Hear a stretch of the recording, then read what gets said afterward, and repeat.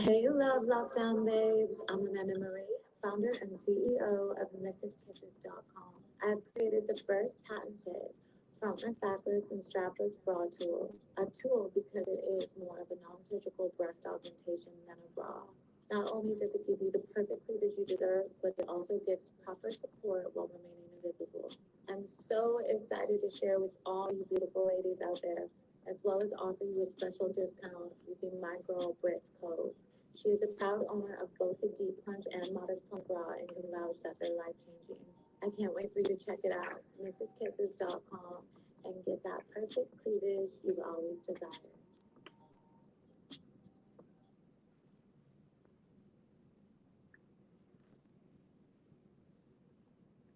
I've been having a lot of people ask me about my skincare routine, so I wanted to show you guys really quickly my Radiant Skincare Spin Brush by Duval. It's really cool because it comes with 4 different heads rather than just using a regular towel. And this is antibacterial, so you are able to use your brushes with the heads that come with for a long time without worrying about them getting like nasty and germy. So you guys will not be upset and your skin won't be either for purchasing this. Right now, I'm so excited to be able to offer to you guys my discount code. It is regularly $95, but you guys can get 70% off with my code BritBrat, and it's going to take you down to like $28. You can't go wrong with that.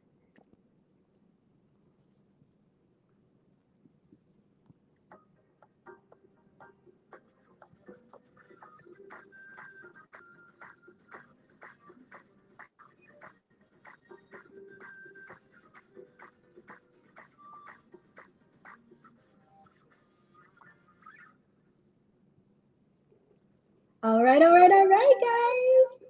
We are live. Good morning, good afternoon, good evening, depending on where you are listening and also watching from all over the world. And welcome to Love Lockdown, the podcast where my husband and I discuss relationship advice that perfectly works for us. I am one of your hosts, Brit Brat, and I'm Chris, aka Cap. I'm just gonna go with Cap today. I'm not even going with Captain Eric. It's fitting for today.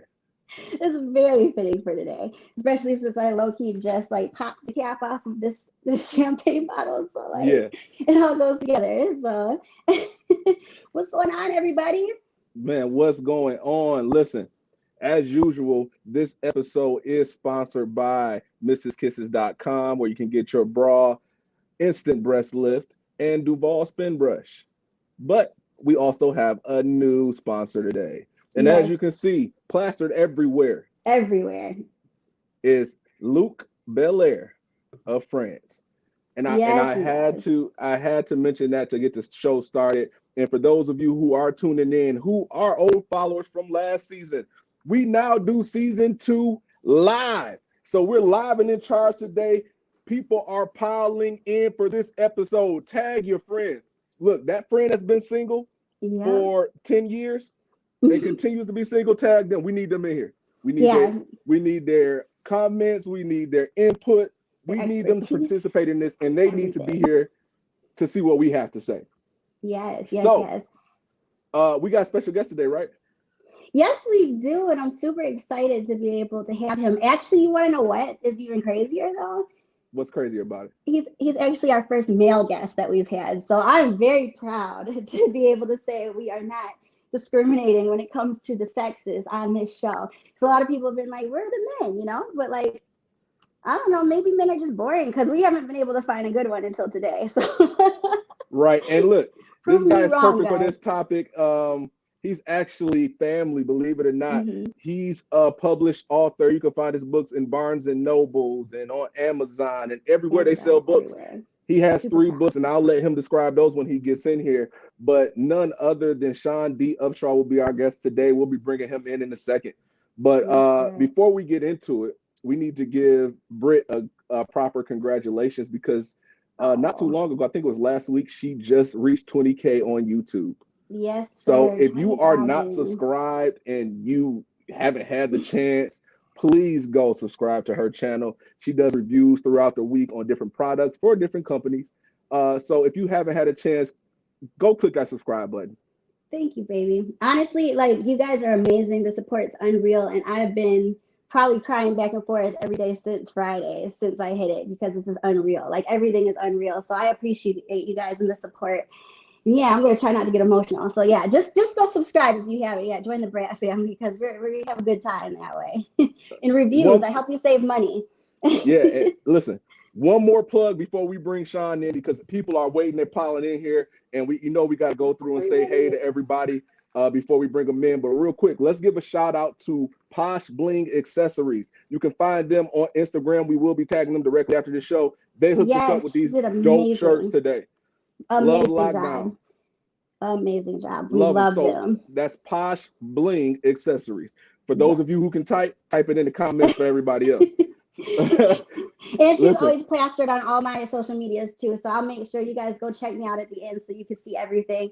But yeah, that's pretty much where I get all of my customized stuff made. So let's go through stuff, all that, and check out these hellos. Listen, if you're new to this show, we rep when we come in. Where you from? What's up? How you doing? Brat Squad and all of it. So here we go. Listen, our brother James is in the building today, as always. It's Alani in the house. Yes. What's up? On YouTube, because we're live on YouTube and Facebook. Cassandra Lopez is in the house. We also have Brat's Dolly. Whoa, cool name. Whoa, love that. Right. Listen, y'all. Special shout out. Mom is in the building. Y'all love Mom's comments every week. People write us all the time talking about Mom. Mom is in the building, and she's repping for Bel Air already. Yes. Black Bottle Mom. And she's been married for 50 years, so she's like our, our resident marriage certified 50 years in the game person is Mom. Yeah. So right after that, we got more Brat Squad people repping. What's up, Giselle? How you doing? Guys, I love you guys. Brat Squad in this building. I really hope your name is Taste, because I say this every week. Taste Rodriguez Gonzalez. I'll get the other two right for sure. Oh, thank you.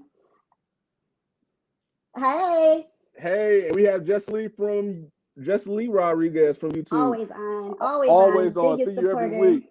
Brat Squad is in the building. Javon repping for Georgia in the building. Oh, I didn't know I was in Georgia. Hey. Yo, Gordon in the building. What's up, Gordon? Gordon said, hey, y'all. James also said congratulations. Mom said congratulations. Thank you so much.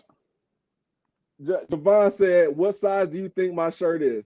Look, we're not even gonna go there today. Rollo, we gonna just keep it moving. So yeah, they've been best friends for a while. It's the resident hater in the house now. So I don't know if y'all know how me and my friends go down, but this whole show will turn into a roast session.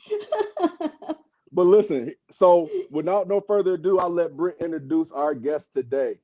Yes, sir. So like we said, I'm really gonna let Shaun take the cake today, because especially being that he's our first male guest today. So I'm gonna let the men take the show today. But again, Shaun's family is definitely proud to call him cousin. He's an author. He's had podcasts.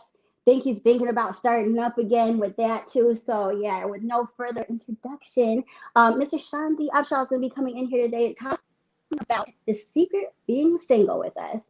Hey guys. The secret to being single. What's up, Shaun? What's good? What's good? Everything good? We in the building. Yes, sir. We hear you nice and clear. That's what I was about to ask. Sir. Light and straight, sound straight? Light and straight, sound straight. We good to go, man. How you feeling today? Man, I have no complaints. First of all, congratulations on your 20,000.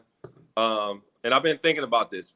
For continuous support, I'm going to jump on your bandwagon and say that Die Hard was one of the best Christmas movies I ever seen. Oh, I love you. Listen, we taking off on the wrong foot already. That's a little inside joke. That's an inside joke. Die Hard is definitely the best Christmas movie ever. Thank you. Right. Thank you. No, I appreciate it, fam. Like, Shaun also been one of the #1 supporters since I think I had 30 subscribers when we first, when we had initial jewels. Shaun was the first one buying jewelry pieces. London was a baby. One. I remember sitting in the front room, give me that. I'll take it. Yep. Always believed in me, so I appreciate that, and I'm very happy to have you on the show today. For sure, I appreciate y'all. Super excited. Yes, sir. So I'll let Brit get into the first question today.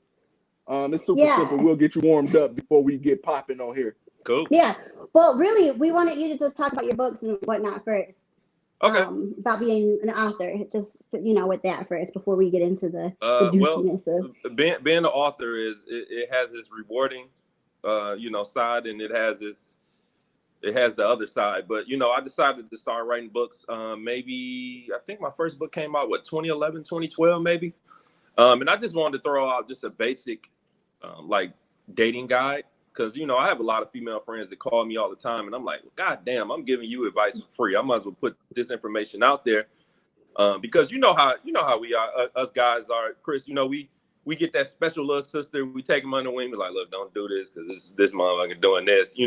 So I just decided to throw some information in the book, throw it out there, and for my older, mature folks, they read the book in support, but it was mainly for those who were just jumping in the game and didn't really have the information. It basically just have basic information, just like what you were talking about last week about how people just pass on too much information, especially women, and basically just putting yourself in a better position to date. That's why it's called For Her Eyes Only, because men only gonna change when you put out the standards. Because if you want us bringing our standards in, ain't no telling what the hell you gonna want with at certain times. What'd you say? Listen, I think that it's important to acknowledge that you wrote a book to women, just to make it clear. So with that being said, did you get any Steve Harvey backlash? Like, was you breaking codes? I was just about to say he did it better than Steve, though. I didn't really break no codes because I don't do it like Steve. I don't give women like ridiculous advice that really just throw men under the bus. No, I don't do that. I basically put myself as the test dummy, give you some experiences that I had, and hopefully, if you're smart, you'll take my experiences and not fall into the same trap. Because I'm being real. Some of these dudes, they the definition of wolves in sheep clothing, and what's that one dude's name with the tight shirts all the time? Who are you talking about? What's the dude's name with the tight shirts? Is it Jack something or? It's something. He's real popular on Facebook. You're talking about Derek? Man, we can have a whole nother show. Derek Jackson. We can have a whole nother show about him, man. Like, I try not to speak on different people who do the same thing. Because, the society we live in now, if you say something opposite of the way people feel, it's hating. So it is. So I just stay quiet. Is, right? But at Love Lockdown, I'm going to admit, I can't stand them. So no, man, like some things he say, I can see his point, but let's just be real. He catered to women who want to, continue that whole bitter attitude about why they made the fucked up decisions in their life. I ain't got time for that nonsense. I'm one of those that I hold both parties accountable. I'm an equal, as I used to say, I'm an equal opportunist as whooper. Like, I don't just stick to one side. Like, it is what it is. Like, I state my fuck ups and I state your fuck ups, and hopefully we can come together and get rid of these fuck ups and move forward into this whole relationship thing. Listen, and that's why I brought it up. I wanted to draw a fine line between you, Derek Jackson, and Steve Harvey, so people can know, like, you're just not the average person out here pandering to one side of the. Well, number one, I don't know how many dudes is reading books. Right. So that's number one. So if you're not pandering to women, you're not selling. Right. So I just wanted to put it out there that your books don't have that one-sided effect to where you just pandering to what women want to hear anyway. Yeah. Well, it's hard to write books for men because, one, they don't read, and two, how many dudes really want to listen to another man explain, his story and what you could do better. But honestly, that's part of the problem. That's why I wrote, 3 books to kind of give 3 different perspectives. Like I said, the first book is For Her Eyes Only. The second book is Don't Be an Ass All Your Life. Uncovering, the unconscious mistakes we make in relationships and dating. And the last one, of course, is The Huge Secret Behind Being Single. What you might discover before changing your status. I got it up right now. Sometimes I forget. I didn't wrote so much stuff, and I had to put the books up. But I have this stuff, and it's just basically information you can go to. Like you say, it's not relationship advice for everybody, but it will touch somebody, and hopefully, just my thing is, I just want to spark the thought, spark the conversation. I've never been the one to say, oh, I can fix you. No, I don't want to fix your ass. I just want to spark the conversation. That's basically what it is. Yeah. For sure. Listen. And hey. I gotta say, as a woman, I appreciate the fact that you don't pander to us, because I see so many just fucked up ways of thinking, like the mentality that we as females have. And sometimes, like, I talk to Chris all the time. Like, sometimes I wish someone would just tell us, like, we need to hear it. You know what I mean? Mm-hmm. Whether we like it or not, we need to hear it. So I Right. appreciate the way that you do it without like giving us too much, but telling her like not, you know, so much to making us feel like what we're doing is okay all the time. So there's a fine line for sure. It's definitely a fine line. Definitely a fine line. Mm-hmm. Yo, before we move on, I'm gonna say, if you haven't had a chance to pick up those books, listen, right after the show, and I'm gonna remind you after the show, but go to his author's page on Amazon. It's scrolling across the bottom of your screen for all the people who ride the short bus. Okay. It's scrolling across the bottom of your screen. So we want you to go visit that and go support a Black man who's an author, because I can't imagine going in a room and just being one-on-one with your thoughts for other people. So go support it, y'all. Yeah. And all proceeds definitely go to my daughter.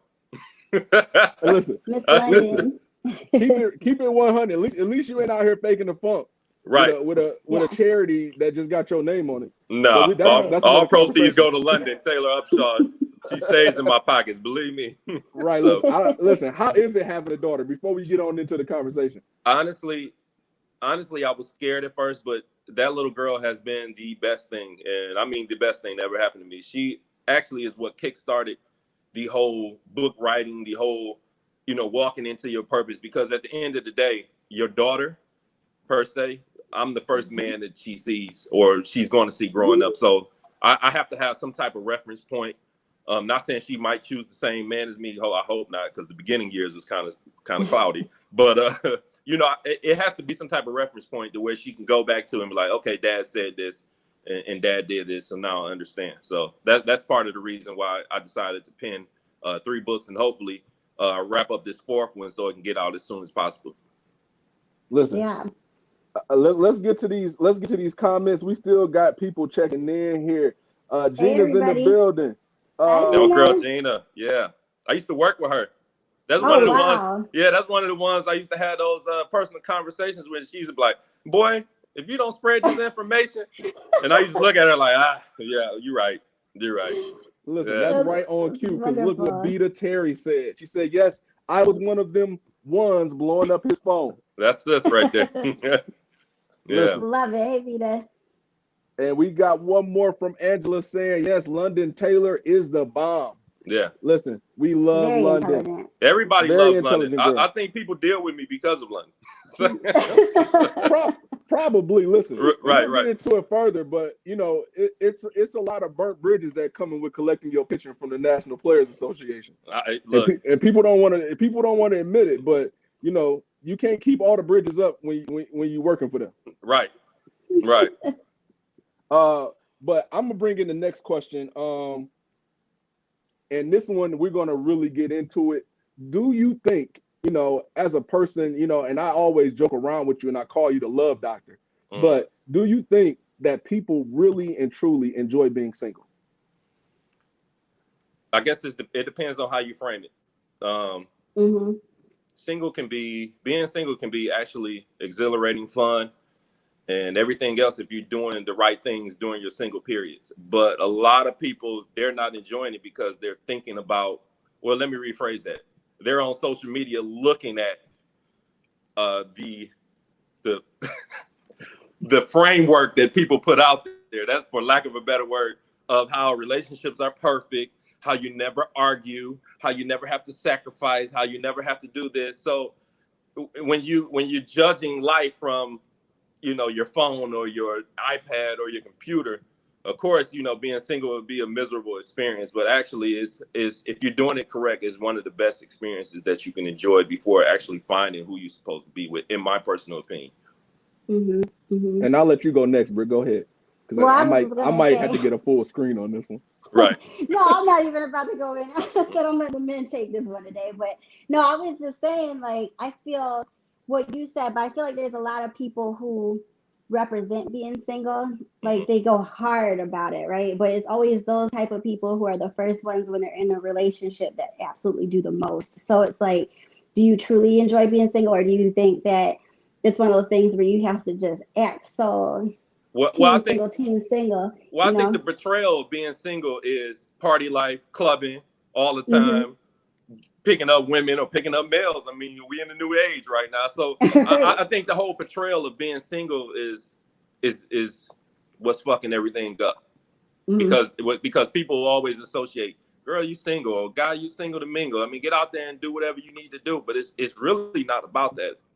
Actually, being single, I mean, that's the perfect time to get self-education if you really want to keep it real. Right.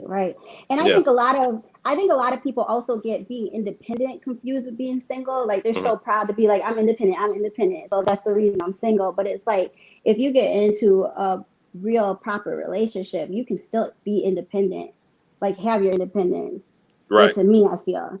Hell yeah, you can. I feel like you can still be independent in a relationship. So I think that's another thing. People are always like getting confused with that, especially a lot of women. Well, I hate the whole word independent. I hate independent. I hate that word. You know why I hate that word, Chris and Britt? Because the thing of it is these motherfuckers nowadays want to get patted on the back for doing what a normal, responsible adult is supposed to goddamn do. Like, you're not independent because you get up and do what you're supposed to do. No, I'm not going to pat you on the back.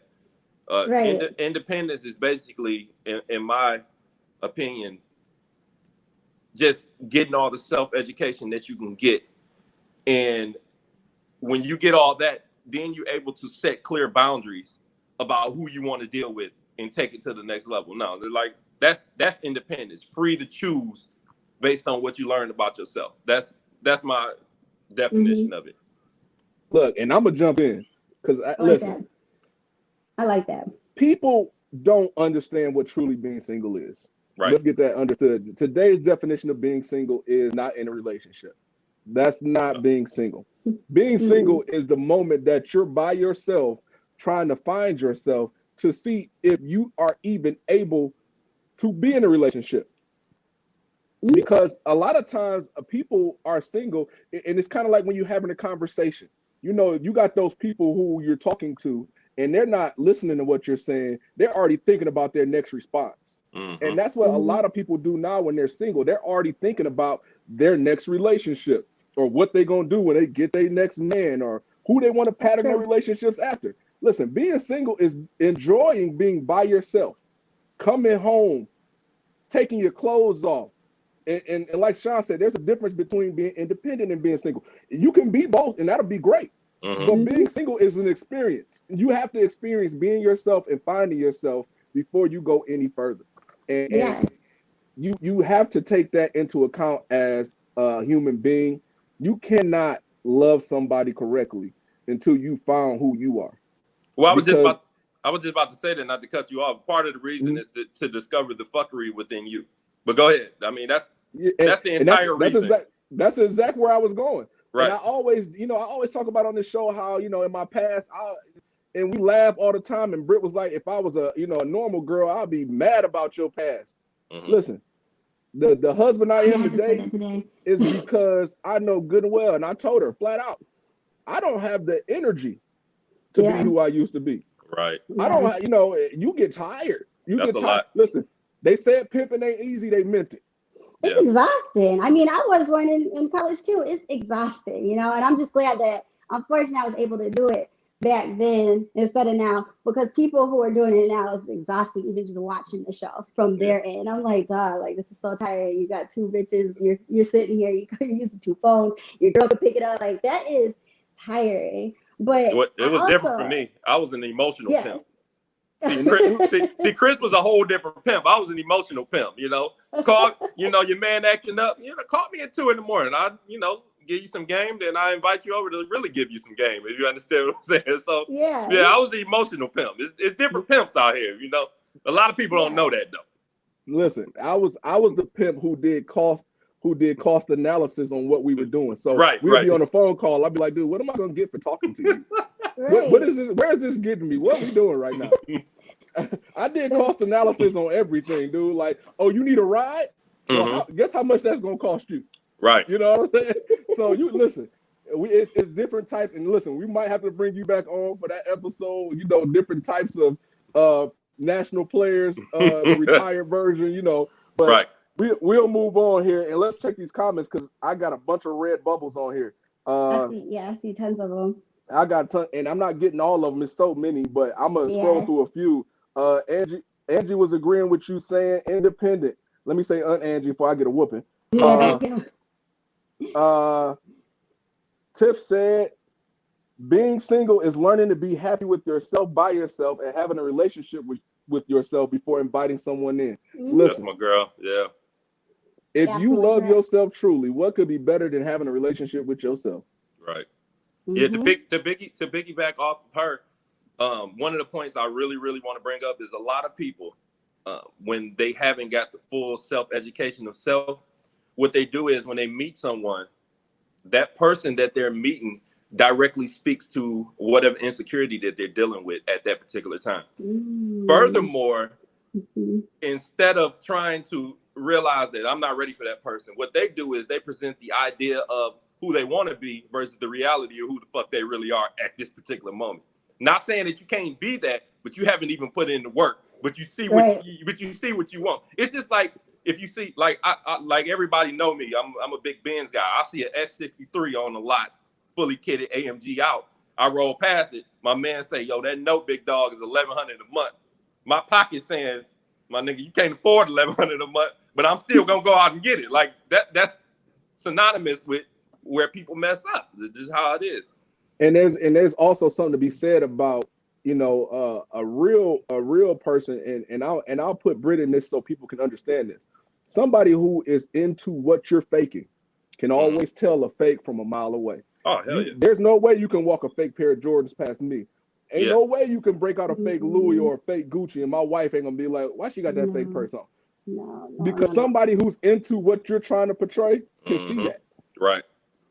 Yeah, absolutely. But I think, you know, I even always say, like, when you get in a relationship with someone crazy, is it that you didn't know they were crazy, or is it truly because you just ignored the crazy because you were just so in need to be with them? You know what I mean?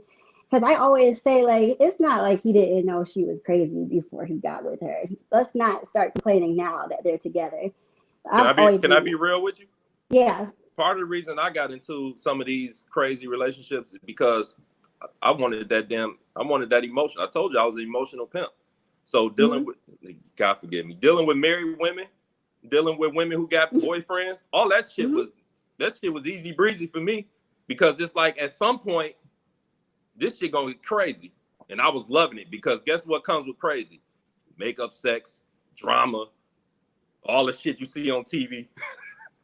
I could have wrote my first Tyler Perry play in a movie by now, if you know it was basing it on that. But no, that's what it used to be back in the day until you reach a point where you just like, look, I'm a grown ass person. And I do not want to deal with this bullshit any longer. And that's when you decide that it's really time to really buckle down and, you know, self-educate. And I'm going to use that word until people get in their head. Excuse me. Self-educate. Listen, and that's the realest thing ever. And look, and I would really love to do a whole show on that topic, but since we got a lot of good topics, I'll let Brit bring in the next question for you. Cool. What was the worst relationship you've ever been in?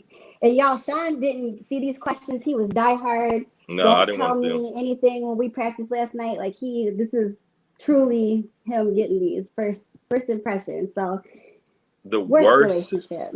Worst, like as in like I'm actually claiming you, or whatever. Sure, yeah. We'll take it as that first. Actual claim worst relationship. I can't really say I had a worse relationship, but I had some doozies. I had relationships where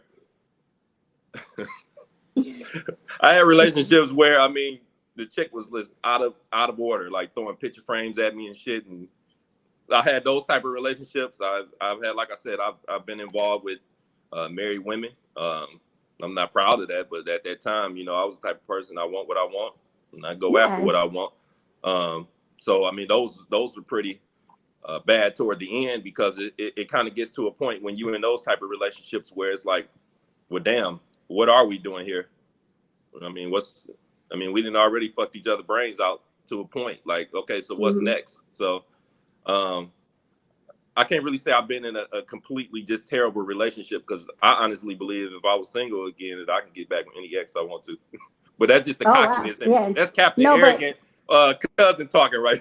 That's just me talking. But that should be how it is, though. Like, I feel like, you know what I mean? Well, like, let me rephrase that. If that person is single just like me, I feel like I probably could have a shot. I don't want to come off as just that was almost Captain Arrogant. I don't care if they walk in with Jesus right now. If I come back around.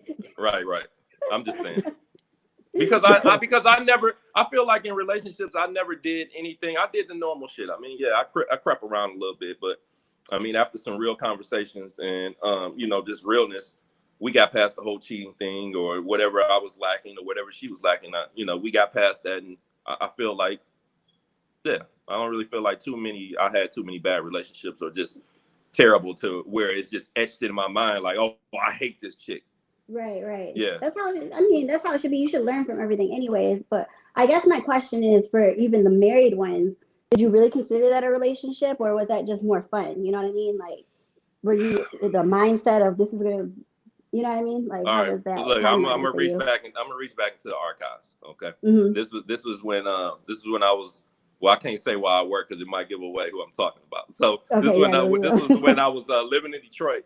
I don't know if you ever experienced this, but you probably have, Britt, because I think y'all talked about this. You ever seen somebody and you just like, I'm supposed to be with that person? Yeah, I did that with Chris. That's what I'm saying. So it was this one in particular lady, I was walking past and I seen her and I just was like, she mine. So I stopped whatever I was doing, walked up to her. I mean, I saw the big ass rock, but I asked her, I said, do you know the definition of persistent? And obviously she didn't. And she finally caved. But I think the initial thought for me was I wanted her that I really didn't even consider what the next step could be. I mean, ultimately, we did try the whole relationship thing because, eventually she got a divorce. He found out. And, but surprisingly, it didn't work. I mean, it just didn't work for us. I mean, I'm quite sure she learned some different things. And I mean, she's a better woman now for them. But at the time, I don't feel like we could have gave ourselves a proper shot because of how we entered into that particular relationship. I mean, it was kind of terrible from the start. But, just me being me, and I wanted what I wanted. I didn't care. And I respect that. And people are probably going to think that that's really ridiculous that I'm saying that, being that she was married. But Chris and I talk all the time, and we say if we were both married to someone else, it's no denying that we would mess with each other. You know what I mean? So it's easier said than done to put fault or to judge someone until you're in that situation. But like, fortunately, we weren't married beforehand, but I was in a relationship when we met in college. You know what I mean? We were always friends and whatnot and talked, but like, we shouldn't have even been talking. He was in a relationship with two people at the same time. Right. Like, I watched his pimping and whatnot. You know what I mean? It was more than that, but we just gonna say two. Right. We're gonna say two for Love Lockdown purpose. Exactly. But like, I just feel like I respect the fact that you can be man enough to admit that you've messed around with women who have married. You were aware of it. Everybody should. I've always believed in get what you want, and for you to be able to even approach her and even feel like you could go an inch to being close enough to even get in a relationship with her, like, clearly something's wrong with that. You know what I mean? Because I feel like even if a man right now were to approach me and think that he can get me, like, there should be something about me that he doesn't even pick up on the fact, because I'm happy. You know what I mean? So clearly, it's two there's things. something with that. Two things. One, he not gonna want that ass whooping. Right, that's that too. Because trust me, we roll deep. But anyway, that's a whole nother ballgame.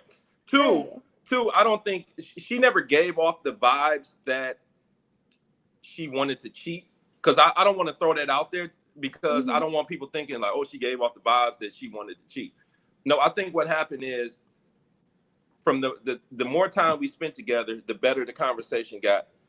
The more we realized that she was more free with me than in her marriage.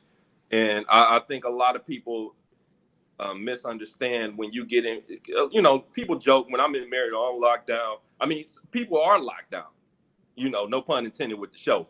But people are locked down. They're not free to express themselves. They're not free to be who they are. They're not free to do a lot of things. So when you meet a person like me, I'm pretty free selling. Like I let women express themselves how they express themselves. I mean, it has to be something extreme for me in order for me to just be like, look, you doing too much. But I think she just enjoyed the freedom that I presented versus she just wanted to cheat just straight out. I think that's what it was. Mm-hmm. Mm-hmm.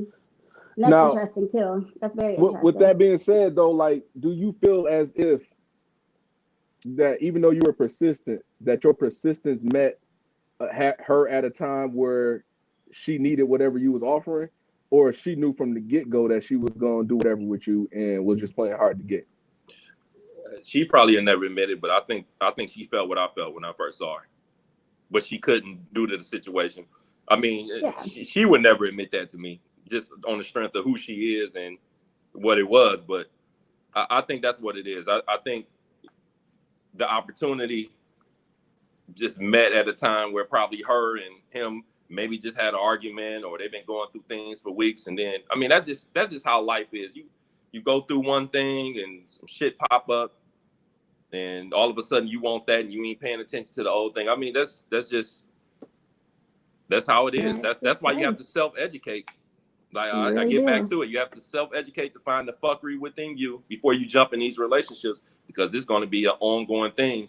If you don't self-educate and you keep getting in relationship after relationship and hiding all the fuckery within you, because one thing that person, once that, you remember I told you in the beginning, that person speaks to your insecurity. Once that insecurity is falsely filled, you're going to find somebody else that toss to your other insecurities, and you're going to leave that person alone without fixing what needs to be fixed and go on to the next one. That's just how it be.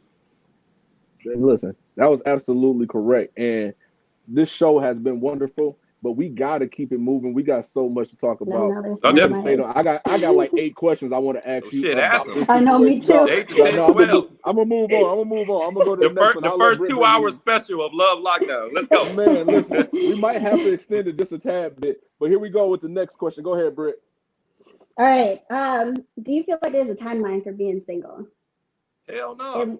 And when I say that, because last night I was thinking about it, and I feel like, is there an extent to where you get to you're single for so long that you actually mess yourself up for being in a relationship? You know what I mean? Like, you're just so used to being alone that you get to a point where when you finally do get in one, if you do, that you're going to just mess it up because you just have been for so long. Well, here's the thing. and what I'm about to say, I have to preface this statement by saying that this is not no dig at my first wife or anything like that. Mm-hmm. But absolutely, with my first wife, I actually went along with her timeline as far as getting married, instead of just sticking to my own thing about being single. Like, if I would have stayed single longer, then I think me and her could have been in a different, the parameters of our relationship would have been a little different. But due to the fact that I wasn't strong enough to mentally to stick to my timeline of being like, okay, I'm still learning as a single person what I need to do and what I don't need to do, and jumping on her timeline, because she wanted to be married by, I believe, 27, 28. She wanted a kid by this time. I mean, she had her life kind of planned out. So it's like, okay, me being a laid back person that I am, and I had love for it. It's like, oh shit, 28, okay, cool, I can do this, blah blah blah. And I basically kind of swept my needs and wants under the rug and jumped on her train, which was, I mean, it turned out, of course we divorced, but it turned out that I should have just stuck to my guns. I could have stayed as single as I wanted to, but I still could have been in a relationship with her, as far as having the getting to know myself better. And maybe even if she got to know herself better, she could have learned that we're not ready for marriage, or we just need to be in a relationship or friends, or whatever the case may be. I mean, it's different strokes for different folks. Yeah, absolutely. And me personally, I feel like listen, and this is gonna sound weird, but I feel like you can't teach old dogs new tricks. Right. But also at the same time, you cannot rush uh learning yourself. You can't No. rush finding the right person. So Mm-hmm. to me, there's no specific timeline, Mm-hmm. but I do believe you can pass up on your future by not preparing yourself the correct way. Definitely. I'm You teaching know, my daughter that now. Mm-hmm. Don't jump in relationships until you do exactly whatever the fuck you want to do. Me personally, if I could redo it all over, I'll travel more. Travel more, less relationships.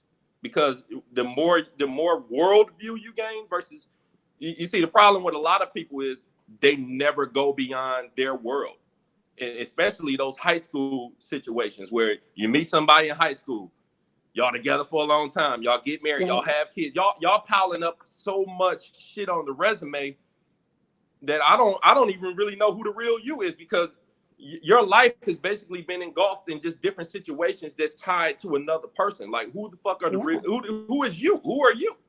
What's the And real the thing great is, person? they song, don't know. They don't even right? know who. A great They don't know songwriter it said, either. "Bag So. lady, don't forget your shit." Right. Because you pile up so much stuff in your suitcase by jumping from relationship to relationship that you never take time to be actually single to clear that bag out. And it's just like if you were moving from house to house. Eventually, you're just going to have overfilled boxes. You're not going to ever settle down and unpack those things. So a lot of people think that you can rush. Let me hurry up and rush and get with somebody. Mm-hmm. And those same people, and I'm gonna keep it real with you, those same people in high school who try to hurry up and get married, they look at you while you in college or while you traveling or while you figuring out what career you want to go to, and they laugh at you. They, oh man, you way behind. We just put a down payment on a house That's and a right. kid, but they don't see the bigger picture that you have in mind. Only the person that knows your dream is the person who created it, which is you. Right. So you have to follow your game plan, but also prepare yourself to be with somebody else if that comes along. Exactly. Yeah. And I'm a firm believer also that even when you do finally get with someone, that you need to grow together in order to stay together. You know what I mean? Because there's a lot of people who tend to get with someone who's already so established that they're down here. So then when they get with them, they're still here, person's here going up. And they're like, hell, they're changing. And it's like, no, it's not that they're changing. It's just that they're growing. You know what I mean? You need to get with them or get lost, because it's not going to work out. So again, fortunate enough, People get that like, confused all the time. There's a difference between growth and because along with growth, every step you take, you have less time for bullshit. Right. So and people seem to think that they're always going to be that one call away that y'all were in high school or in middle school. And it don't work like that. Sometimes, you got to make a decision. Am I going to answer this call or am I going to answer the business call? Am I going to answer this or am I going to answer that? So a lot of people feel insecure when they get in a relationship where somebody's already ahead of them, because they can't even see that far in the future. Right. They can't plan their growth out, period. And we need to have more classes instead of sending all our people to counseling and church, and we need to have more classes on people building for their futures and actually showing them the futures available for them to build towards. Yeah. And I want to speak on this because, like I said in the beginning, I am working currently on the 4th book. It's not really close to being finished, but I will speak on just a small portion that I think people should consider as far as before they get with people. I mean, you really need to sit down and have a conversation with that other person. And I mean, I hate to put it as simple as this, but you have to rate your mate. I mean, there's different areas of life where you need to find out where you're weak and where you're strong. And some of the aspects that you need to really focus in on is, partnership. How good are you at being a partner? You need to rank sex life. You need to rank making money. How good are you at saving, managing money? Like, these are all things, but people got it fucked up. People walking down these aisles for the so-called thing of love. A great songwriter once wrote, as Boog would say, what's love got to do with it? Of course, she might not be talking about it from this aspect, but I'm talking about it from this aspect because love ain't got shit to do with relationships. Love is ever changing. It's the other things that needs to be focused on to keep the relationship intact. Like you two belong together because guess what? Y'all grinders. Y'all partnership is strong. And obviously that's a strong foundation within both of you that keeps y'all moving forward. Everything else can be discussed and grow together. But partnership is the strongest foundation for you two. Right. And listen, absolutely true. A lot of things about a relationship can be learned, and you know, eventually, you know what, I'm not gonna say it, but a lot of things can be learned through learning business. You know, when you sign a marriage certificate, you're signing a business deal. Absolutely. It's a business deal. So if you can run a business, you can be in a relationship. But until you learn the ins and outs of having somebody in charge of things that you are not, learning how to work as a team. Because listen, it's a lot of Kobe's out here, but sometimes you need a Jason Kidd to make your team get that championship. Sometimes you need, well, did Jason Kidd win any championships? No. But sometimes you need a Chris Paul on your team to take it that far. You need somebody who can pass. You don't always need to shoot. Period. Like, you have to build your team in the matter that pretty much supports you, aka for all of my basketball people are watching LeBron. Right. Surround yourself around people that compliment you, and that goes for your friends as well, which will also have an effect on your relationship. Right.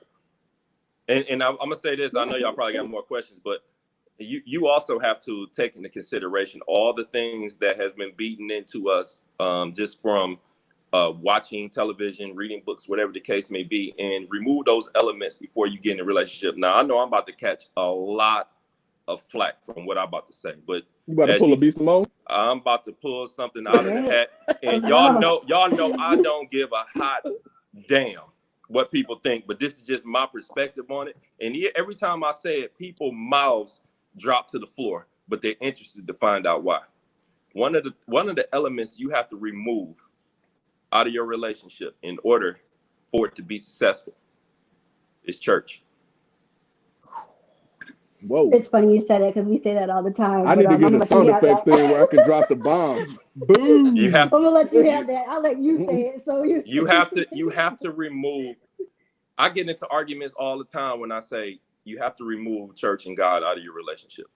They say, well, why you say that? Well, I'll give you a brief, because this is an ongoing conversation that turns into something else. I've always been taught that God is a personal walk. Following God, following church, it's a personal walk, right? So if it's a personal walk, why the hell am I forcing my mate to do it? You understand what I'm saying? You see how that can be a conflict? If we have God in our relationship, we have church in our relationship. What if God telling me to do something, but my mate like, that don't really make sense? There's the conflict right there. Then who we gonna go to? We gonna go to the pastor.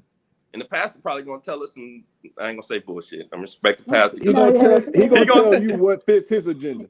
Thank you. He's gonna tell you whatever fits the narrative, or he's gonna tell you whoever he favors. Because we had a pastor, that we sought advice from, and I'm not gonna front. The advice was catered more towards me because it fit her narrative of wanting to. Never mind. But yeah. No, I feel you. No, I feel listen. you. I understand what you're saying. I don't agree that we got to take church out of it, because I think that's like sending a message that, because I'm gonna be honest, me and Britt have two different religions. I'm Baptist, she is Catholic. Right. Now look, there's things about her religion I like, there's things about mine that she like. Like for instance, absolutely, she don't got to go to church for 5 hours a Sunday. Right. It's an hour in, an hour out, and we out that bad boy. Right. That I love that because I like to watch football. Right. But, right. Whatever you want. You don't have to dress but at the same time, I think that it's more of that church has lost its actual way in value for community. I think that people, more pastors than not now, are for the betterment of their pockets versus the betterment of their people. And that's something that needs to be spoken to. And I think it's like 97% of pastors these days is like that. So I don't think that church needs to specifically be taken out. But I think that when you're in your relationship, emotions cannot be put in.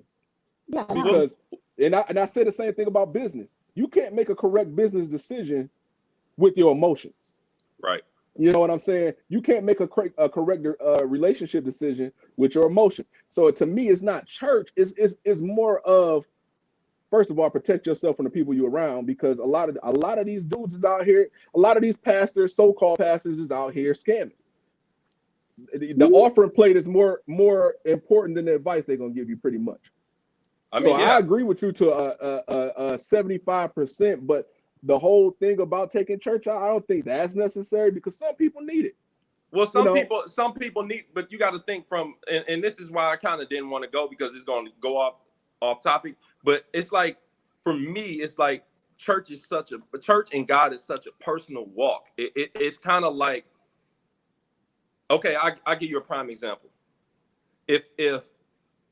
If I was married at the time that I felt God told me to leave my job that I was in Michigan, my wife would have looked at me like I was on my effing mind, correct? Yeah. Because y'all knew where I worked, and y'all know most people that get in there, they basically set for life. But I felt that God told me to leave. You know, how do you explain that to your wife? This is what I'm saying as far as being, when you're single and when you're in a relationship, because that's a whole conflict. Because I remember on the show, y'all said, you know, people fail to realize finances is a big part of the relationship. That's a very, very important financial impact when you take that away from a relationship. Mm-hmm. So that's why I'm saying, from that perspective, I don't want people on here thinking, you know, I got horns on top of my head like this nigga's a devil. No. I'm not saying it from that perspective. I'm saying there's certain aspects that you need to keep for yourself in order to have that independence, in order to step into the relationship and still be strong and be like, yeah, I'm not budging on this, and I'm not. Right. You know, we gotta. That's where the word compromise comes in. And I'm going to take it a step further, though, and also add on the fact that the reason that I'm with you is because a lot of people choose to put God in it when it's convenient to them. And to me, I feel like that's more disrespectful than saying, let's take them out. You know what I mean? Right. Because a lot of the times I see people only pulling the God card or the church card where they're either in the wrong, or it's something like, oh, we had a fight today, let's just sleep on it. But it's like, you just praying on it. A fight is not going to get the problem solved. Like, you guys, you know how many arguments I got into, and the God card been pulled on me? Like, I just feel like God is telling me that we should do this. Well, no, let me jump in right here, because that's one of my pet peeves. Yeah, and if you respect God, then in an argument, God is not an answer. You know, if you write God on every answer of your paper on a test, my mans, you will fail.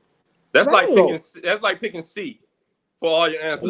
Listen, and I'm just being completely honest. People only use God when they want an excuse or when they know they're wrong, because they feel like if you say the word God, nobody can come back and question what they said, because God is so protected these days that you don't like God. Right. No, it's not that I don't like God. I don't like your answer. You right. know what I'm saying? So, and people even use it in another way, and we don't keep it real, because this is Love Lockdown. But keeping it real, the keeping it real moment of the day is going to be, a lot of these fools is out here using God to stunt. Well, ain't God good? Nigga, was God good when you got 10 divorces? You know, don't just use God when it's convenient for you. Brit said that perfectly. Right. You know, only good. You got a new truck and you want to show it off, but you don't know, because you made your personal brand so churchy that you can only say ain't God good. Exactly. God wasn't good when your credit was 410. Right. You know what I'm saying? It's disrespectful. And to me, I respect God so much that when people do that, I'm like, dog, like, that's so wrong for you. You know, they sound good at the time, but it's like, when you think about it, it's very ill that you would use God to use for your excuses. Like, it's so messed up. And I'm glad you was here, because I needed a woman's touch to drive that home. Because like I said, when you come out that harsh, people are so fearful of taking God's name in vain, which we're not doing, that they're scared to have these type of discussions when it comes to relationships. Like, at the end of the day, it's times where I need to sit down with a person, or you need to sit down with your mate, and you need to have some real reality conversations about finances, about everything. And sometimes I don't want to hear, well, if we turn to 1 Corinthians, this and this, love. No. I want to hear from you. I want to see what you're thinking. Like, I want some reality. That's just where I'm at with. Like I said, if God was really a determining factor, there's no way that me and Brit could work. Because like I said, we're two different religions. I love her priest just as much as I love my pastor, and that's my daddy. Right. You know what I'm saying? At the end of the day, it is what it is. You can see a real person coming from a mile away, and if they're doing the things that they're doing because they're meant to do it. Mm-hmm. Right. You know what I'm saying? Versus doing it as a way to make money and use people. Like I said, I get a pension from the National Players Association. 95% of y'all pastors is also about to get a pension from the National Players Association because they ain't there for God. Bro, they have it the easiest because preachers, and I'm not saying all of them, preachers touch women emotions to a level me nor you could ever reach. Because it's not that I could never reach. We could never have time to. Well, yeah, because women walk in church with their emotions already high and their guards already down. So it's easy for me to say, hey, come in my office and sit on my lap, and you not question it. Versus me in the street and I meet you and say, hey, come sit on my lap, and you're like, nigga, you crazy? You understand? Exactly.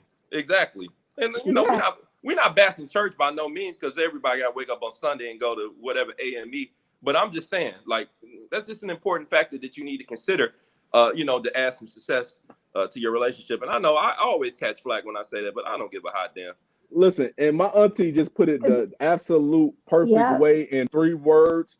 Then we just had a whole hour conversation about it, but she said 3 words that make sense. It's church, not God. Right. Exactly. Sean, if you change your wording to say they need to take church out their relationship, because church is a whole different thing than God. But a lot of people intertwine the two for no reason. Right. You know what I'm saying? And because to be honest, like I said, I watch a lot of stuff like Vikings. Mm-hmm. And there's a lot of things they show you on that show where people used to worship multiple gods. Mm-hmm. Thor.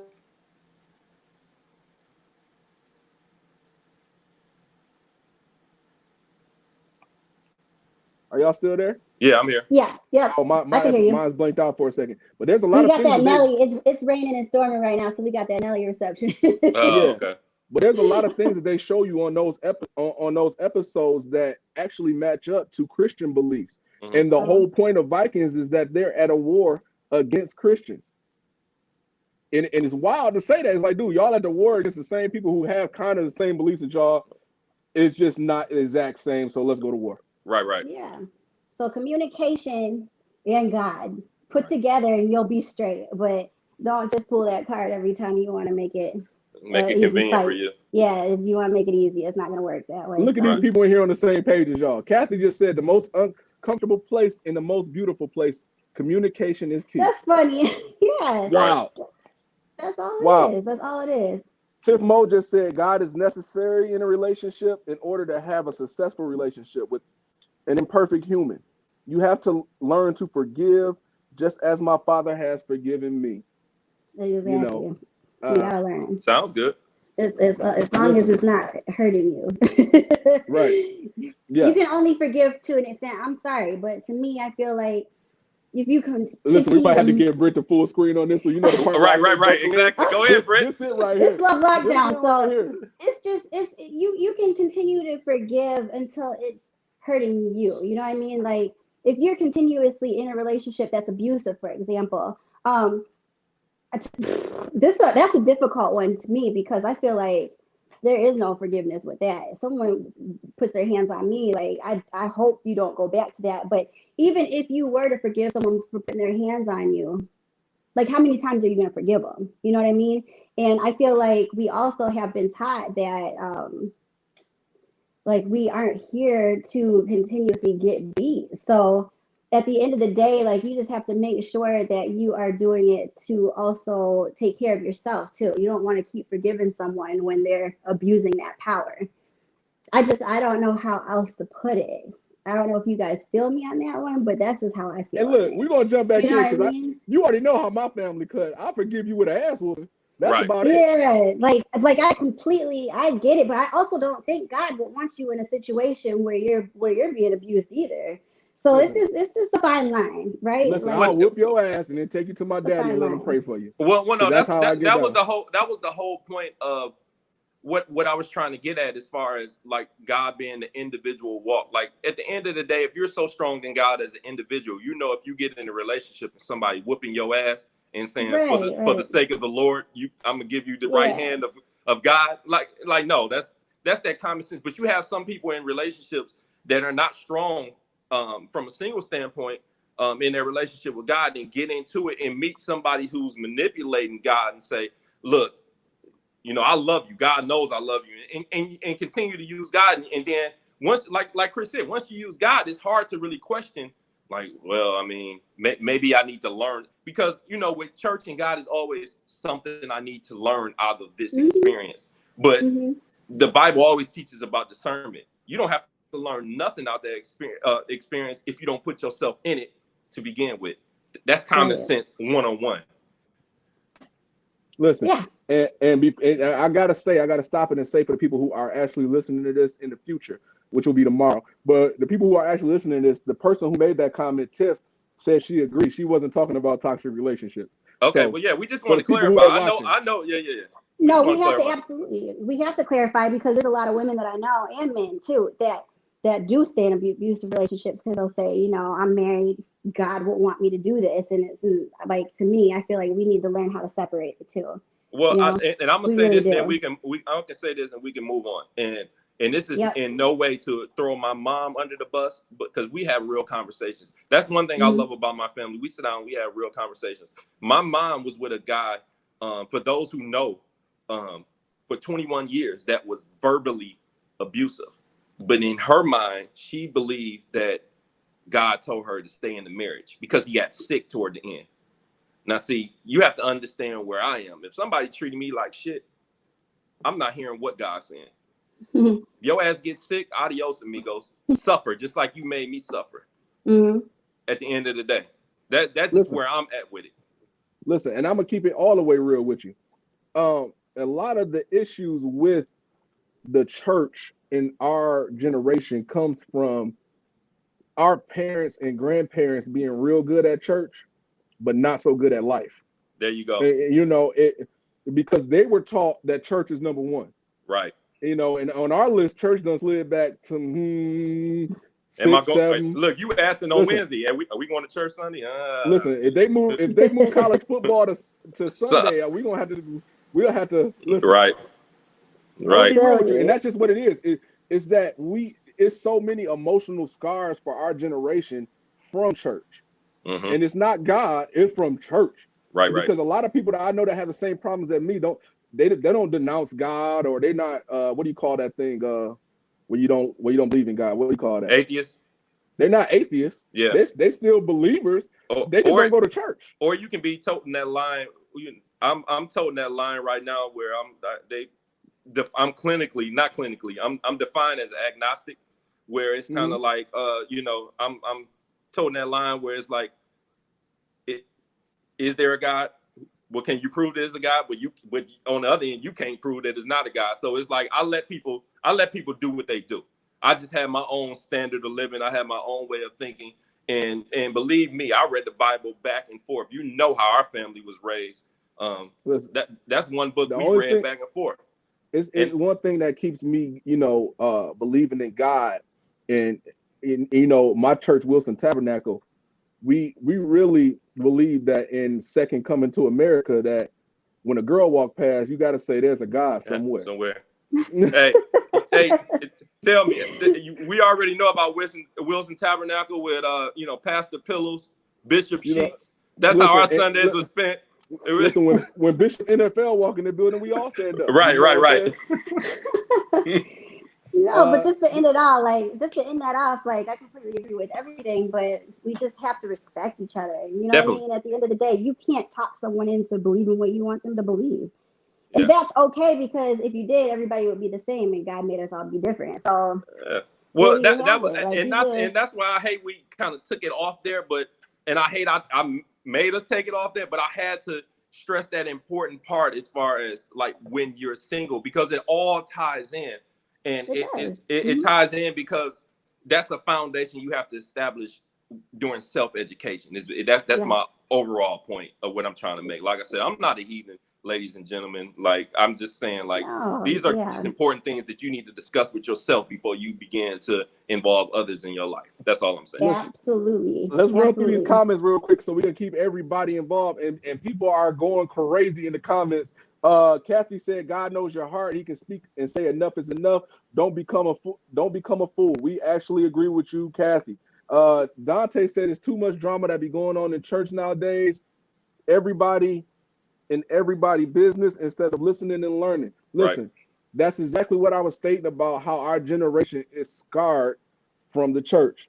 You know, we look at it as work versus actually going in there and getting what you need. Right. My auntie said, "Watch out now, Wilson Tabernacle." And for the listeners who don't know what Wilson Tabernacle is, we named Wilson Tabernacle after my granddad, and we named it that because when my grandma and them would go to church, once we got older and we didn't have to go no more, we would stay home with my granddaddy, and what we would do is watch the Lions.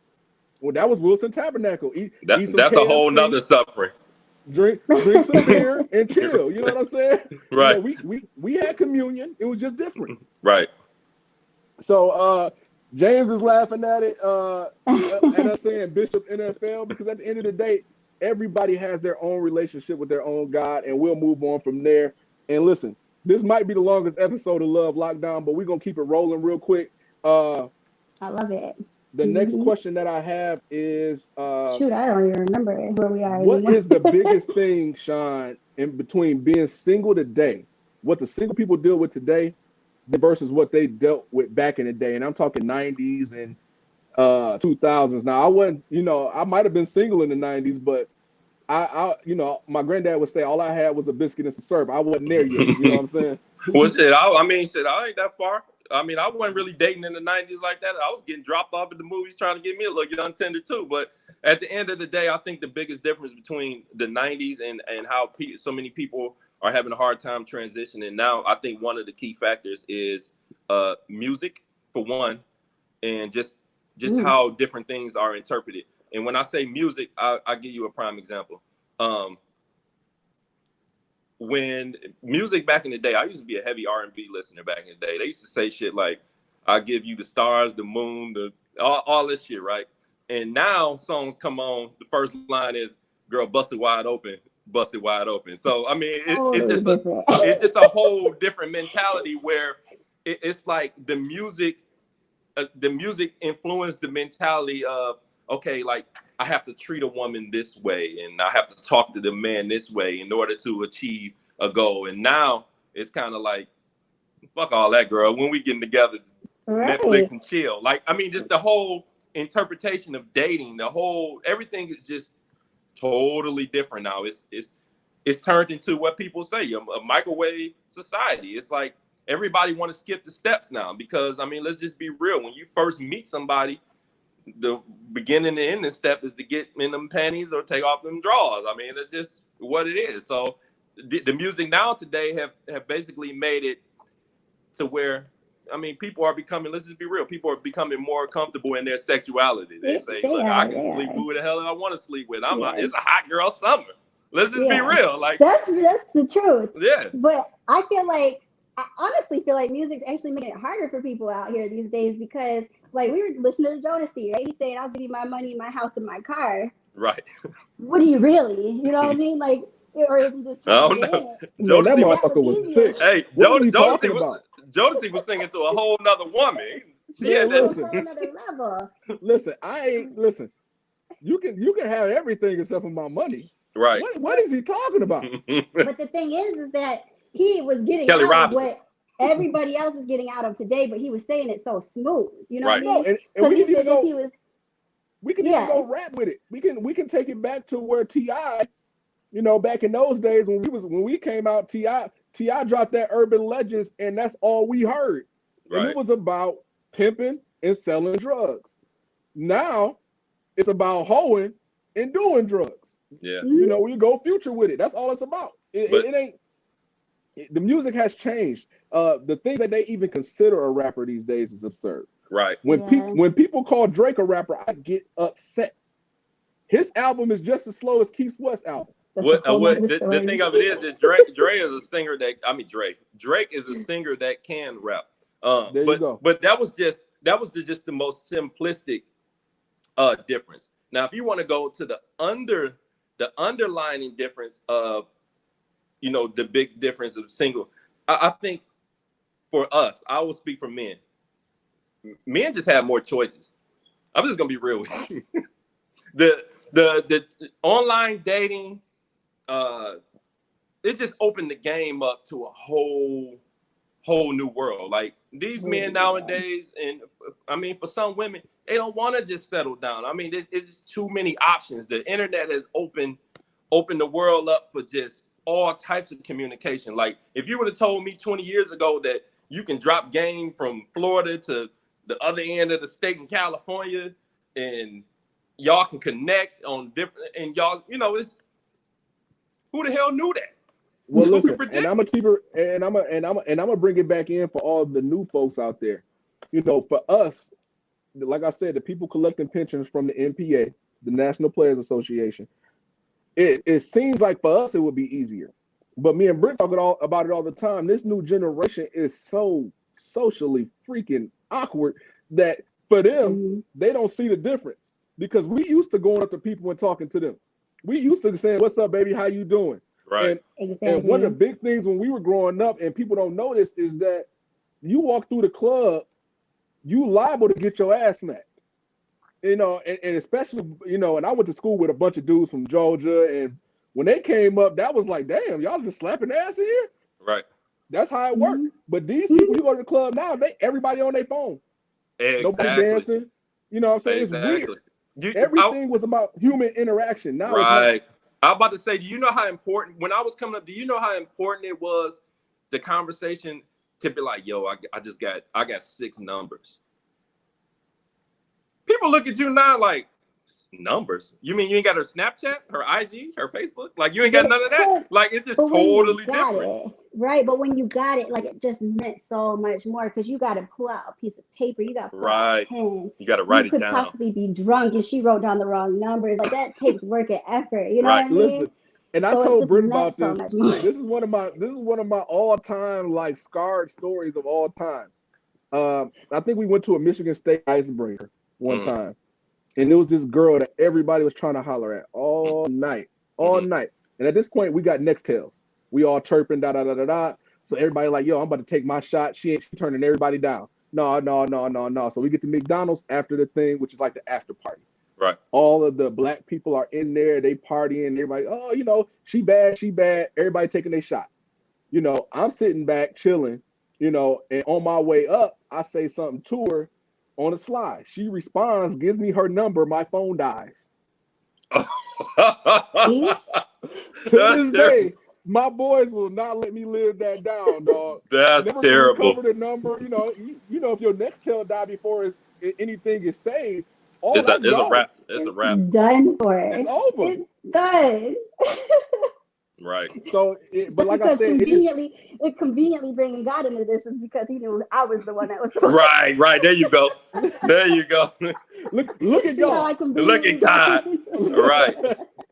Yeah, that's how you do it. I'm just kidding. But for real though, like it just has all changed from human interaction based to tech based, which is and I'm not complaining. I've always been a tech dude. Listen. You couldn't mess with my Black Planet page or my MySpace page. Right. Because I could code at a young age. You know what I'm saying? So I had an advantage there back in the day, but it's totally different now, man. I've seen multiple people in a relationship with people they've never met face to face. Hell yeah.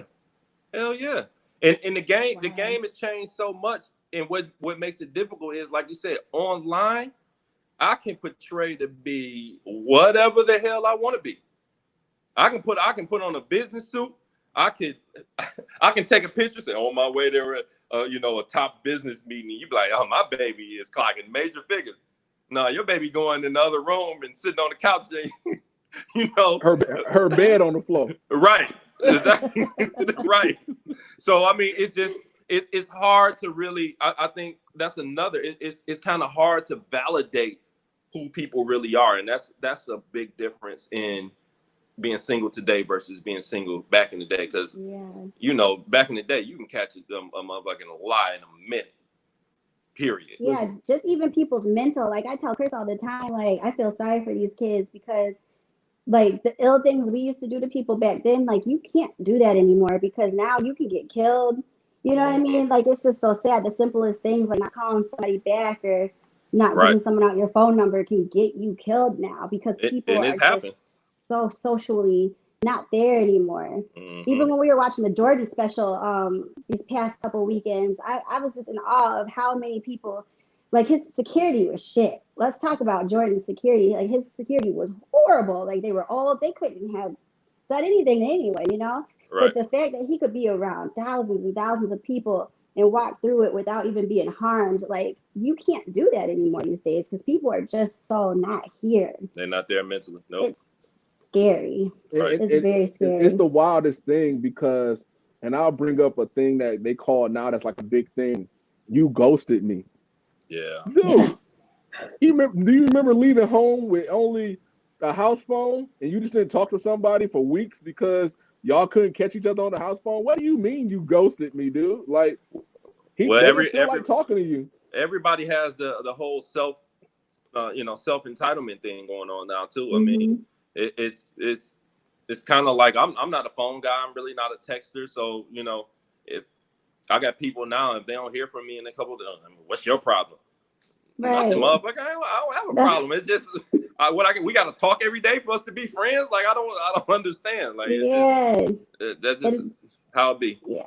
And that's why I love my friends so much because from a female standpoint, we're the worst. Like girls are so quick to be like, we're not cool because we haven't talked every day. It's like that's why I appreciate mine so much because we don't have to talk every day. I can go months, years without talking to my best friend. We can talk tomorrow and it'll be like it was yesterday without any emotions or it's just people are wild. So. Yeah, they are. People are wild these days, man. And we'll get into the last question of the day so we can wrap this up. What made you become an author, Shaun? As a Black man, coming from the culture that we came from, me and Shaun grew up 2 blocks away from each other. 3 blocks. Yeah. I wasn't able to, I was so young, I wasn't even able to go that far. Right. But 3 blocks away from each other. He lived at his mom's house. His mom and my grandma were sisters. But for those of you who don't know, we grew up on the east side of Detroit. So coming from that side of town, what made you decide, look, this is what I'm going to do. People need to hear this. What made you become an author? Honestly, and I'm glad you brought that up. A lot of people don't understand. Like we joke, but growing up on the east side of Detroit, I mean, that shit is real. That shit is real. Like your options are very limited as to what you can become. Like Biggie said, either you got a wicked jump shot or you slinging crack rock. I mean, it's just that's real talk right there. I mean, just the push to become a statistic is just real. But one of the things that pushed me to go a different route is, just having family around. I mean, we see Angie popping up making comments, but she is a major contributor to my life because her, my mom, and all the other strong people in my family just kept me out of trouble. And then, I'm just gonna be real, just females, because it wasn't dudes. Like I had a certain type, I had dudes that I hung around, and females would be there, but they would always tap me like why are you hanging around them? Like you're different. And it's not necessarily saying I was better, but just the way I thought, the way I interacted was just different. So I've always ran from that so-called calling until I reached a point in my life, a breaking point in my life where it's like, okay, it's time out for this bullshit. And like, I always loved to write. Why not be an author? I always love to talk, have these type of conversations. Why not do it? Why not help people? I mean, that's what life is about. Take your experiences, give them to other people. Hopefully they don't go down the same road, or they see a mile marker that say, damn, I remember Shaun, putting this seed in me, saying that, if you go down, if you do this, then this is going to happen. So my like I said, my thing is just to spark the conversation, plant the seed, and hopefully, your actions can water it one day and it sprout into something where you be like, damn, I appreciate him. And that's one of the reasons why I wanted to be author. And at the end of the day, let's be real. As men, we want a legacy left behind. I mean, sad to say, we're going to die one day.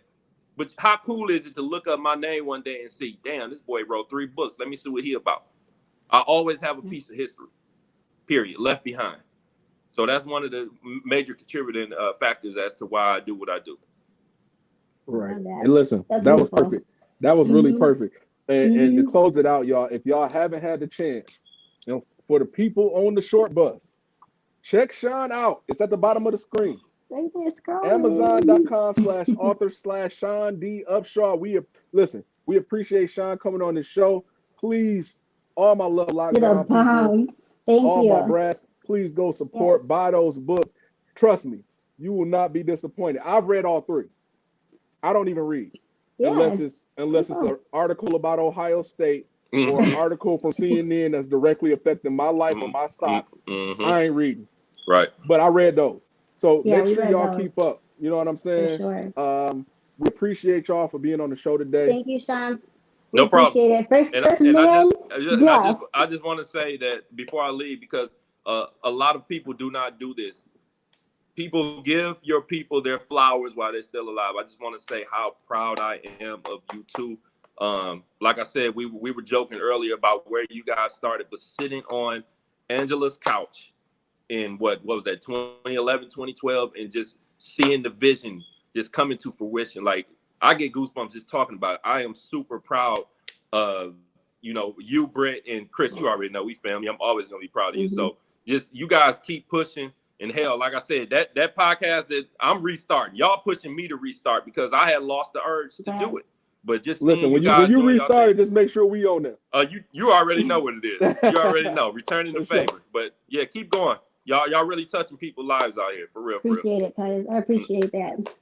So, like we ended every time, if you have not subscribed to our YouTube channel, Love Lockdown Podcast, if you have not liked our Facebook page at Love Lockdown Podcast, please do so. We do this every week, every Wednesday at 7 p.m. Eastern. And Britt, what's your favorite thing to tell them to do? Make sure you go give us a 5-star rating on Apple Podcasts.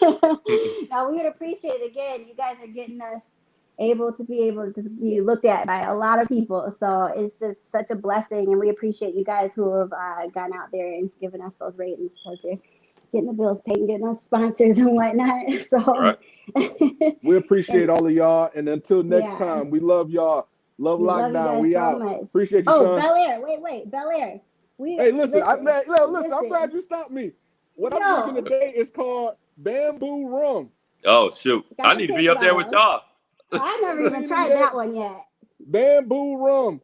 Brittany's drinking what you drinking, the rosé up there? Yeah, and it's delicious. So if you guys are sipping on Bel Air, make sure that you are tagging me, and I'll make sure I repost you on my Instagram stories, because let's just show the family some love. You're gonna get tired of it because we're gonna be sipping on it for a long time. I never share it, but now I can. I made it happen 2020 because I said I'm not gonna share anything I ever drink in these podcasts until I get a sponsor.